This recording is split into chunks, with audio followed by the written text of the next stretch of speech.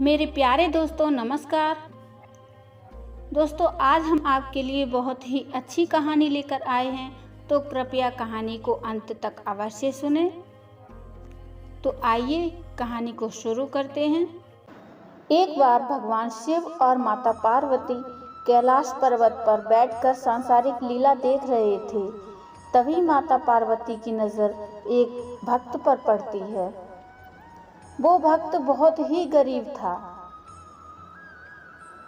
और टांगा चलाकर अपना गुजारा कर रहा था।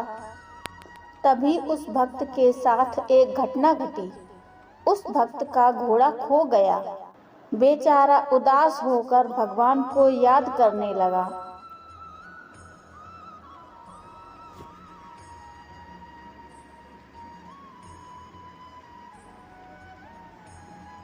और जब लोगों को पता चला कि उसका घोड़ा खो गया है, तो लोग उससे सहानुभूति जताते हुए कहने लगे कि यह तुम्हारे साथ भगवान ने अच्छा नहीं किया। लेकिन जब उस भक्त ने ये बात सुनी कि लोग उसके भगवान को उसके दुख का कारण बता रहे हैं, तो यह बात उसे अच्छी नहीं लगी और उसने लोगों से कहा, नहीं नहीं, भगवान जो भी करते हैं अच्छे के लिए करते हैं। भगवान तो हमारी भलाई ही चाहते हैं, अतः भगवान जो भी करेंगे उसमें हमारी भलाई ही छुपी होगी। तो लोगों ने कहा कि घोड़ा खो जाने से भगवान ने तुम्हारी कौन सी भलाई कर दी। इतना कहकर लोग वहां से चले गए। लेकिन कुछ दिन बाद वही घोड़ा कुछ और जंगली घोड़ों के साथ वापस आ गया।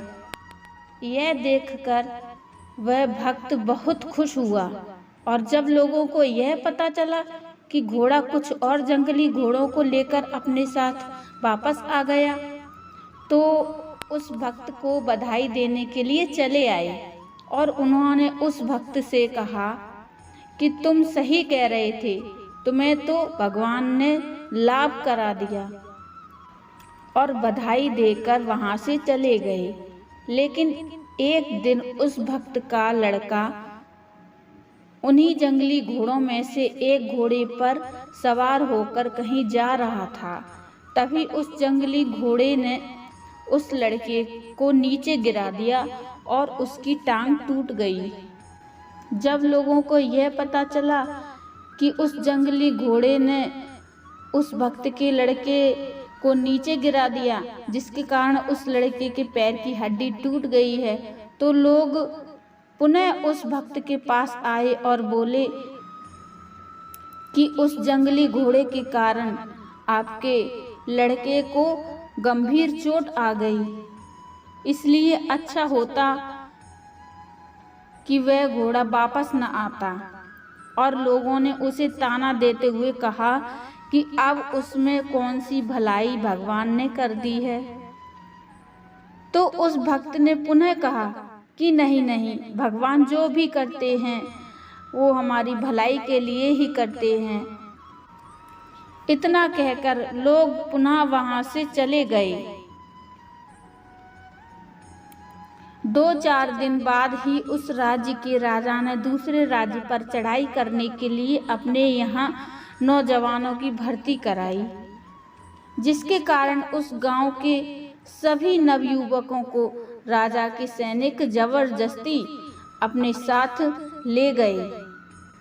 लेकिन उस भक्त के लड़के को जब सैनिकों ने देखा तो अपने साथ नहीं ले गए, क्योंकि उस लड़के के पैर की हड्डी टूटी हुई थी, इसलिए वह लड़ाई में किसी भी कार्य के योग्य नहीं था।